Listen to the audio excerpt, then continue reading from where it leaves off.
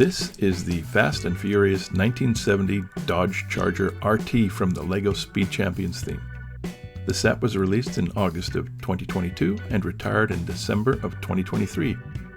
It stayed on the shelves for about 16 months, which seems like a pretty short lifespan to me, which is a bit surprising considering the lineage of the car as a Fast and Furious icon. The original retail price was $19.99 US, but by the time I was looking for it in 2024, it was a little hard to find, so I had to look to Bricklink, and I ended up paying slightly more than the original retail price for it. It turned out that I didn't like this car as much as I thought I would. I was really looking forward to the build because the Too Fast, Too Furious Nissan Skyline GTR was my favorite Speed Champions build ever.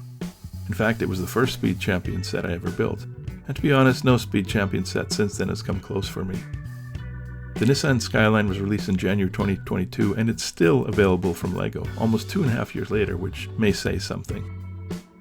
Now this build is not bad and follows the typical Speed Champion modus operandi. Back end first, then onto the side panels, the cabin, and then the front end. There are the usual component sub-builds attached using clips that are somewhat satisfying. But there's much more of a brick accretion process in this build than in other Speed Champion sets I've tried. Compared to the Skyline, there's a lack of detail inside the cabin and on the control panel, which feels flat and incomplete, although the nitrous oxide tank and roll bars are nice touches. No engine details to speak of, but the supercharger is mounted on an axle post and comes through the hood, which looks really good.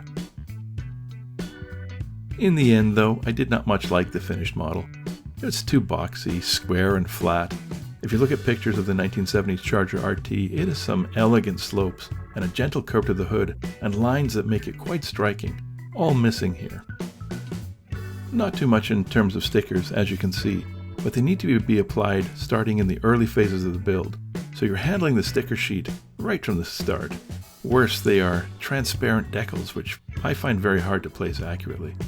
I can never see the edges of the things. Would I recommend this set?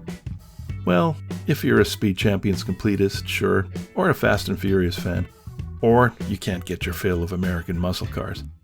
But otherwise, I'd say maybe skip this one. Anyway, that's it for now. See you next time.